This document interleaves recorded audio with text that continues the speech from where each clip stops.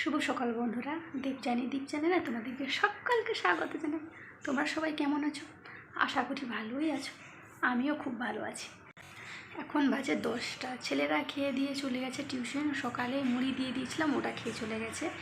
আমি আর এখন খাইনি, জানো তো। আমি একটু শশা খেয়েছিলাম, গাজর খেয়েছিলাম, ব্যাস ওটাই হয়ে গেছে। আর রাতে দুপুরে রান্না করব। আজকের বারটাই বলা হয়নি। আজকে হচ্ছে সোমবার। আর এখানে না গাড়ির আওয়াজ পাচ্ছ, তোমরা একটু ইগনোর করো প্লিজ। আমার আজকে স্কুল বন্ধ, কালকে স্কুল বন্ধ। তোমার পরশু দিন বুধবার হবে। ছেলেরা সে টিউশন যাবে, স্কুল যাবে না। বন্ধ মানে যাবে কী করে বলে? আমি কীভাবে প্রশ্ন করছি বা তোমাদেরকে কীভাবে বলছি আমি নিজেই জানি না। সকাল থেকে কাজ বাজ তেমন কিছু হয়নি। ঠান্ডাতে না দেরিতে উঠতে দেরি করেছি, সেরকম তোমাদেরকে শেয়ারও করিনি। রান্নাবান্না করে দিয়ে দিয়েছি ছেলেদেরকে টিফিন। রান্না কী করেছি দেখ, রান্না তো করিনি, করবো।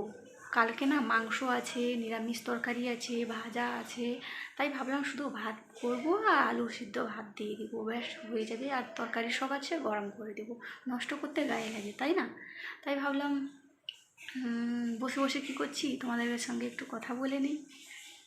তো তোমরা পাশে থেকো, সঙ্গে থাকা। এই পর্যায়ে লাইক দিয়ে দাও। অনেকে দেখছি কমেন্ট করে চলে যাচ্ছ, লাইকই দিচ্ছ না। যারা যারা লাইক দিচ্ছ অসংখ্য ধন্যবাদ। লাইক দিতে হবে। আমি যাদের পরিবারে যাই লাইক দেই। যাদের বড় ভিডিও, ফুল ভিডিও আমি দেখতে না পারলেও আমি অর্ধেক তো দেখে আসি, তাই না? সবারই করা উচিত, কমসে কম 4-5 মিনিট তো দেখা উচিত।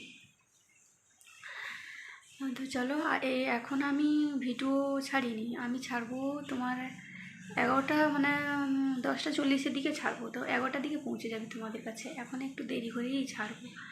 আর 10টার দিকে, 10:30টার দিকে ছাড়তাম। এখন আর সময় হচ্ছে না, তার জন্য এখন ছাড়বো না। কেন এখন সময় হচ্ছে, ছেলে যখন স্কুল যায় না, ও স্কুল যাবে, সে টিউশন যাবে, এইসব করতে না সময় পাই না। তাই ভাবলাম 11টার দিকেই দেবো। তোমরা প্লিজ দেখে নিই।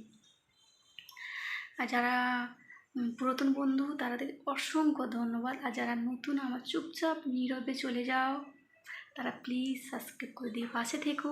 আর ফুল ওয়াচ করে সাবস্ক্রাইব করো, নাহলে কেটে যাইব।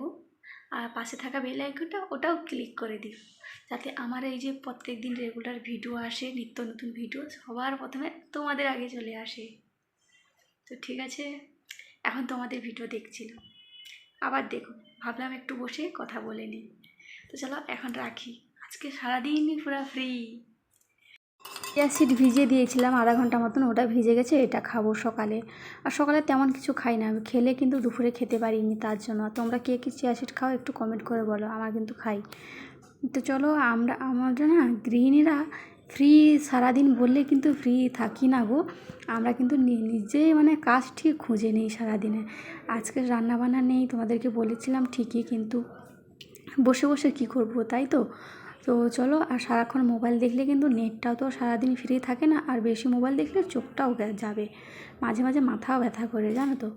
আর সারাদিন ফ্রি থাকলেও তো ফ্রি থাকি না আমরা, যে যার কাজ কিন্তু যে যার খুঁজে নেই গৃহিণীরা, তাই না? আমার কথা একমত কারা, তারা একটু কমেন্ট করে বলো। তো দেখো, আমি এখন কি করছি, ওর তাকটা পরিষ্কার করছি। অনেক দিন হলো ময়লা জমে গেছে, সেটাকে পরিষ্কার করছি। আর আমার ডাস্টে না অ্যালার্জি, তাই যাই হোক করতে তো হবে, তাই না?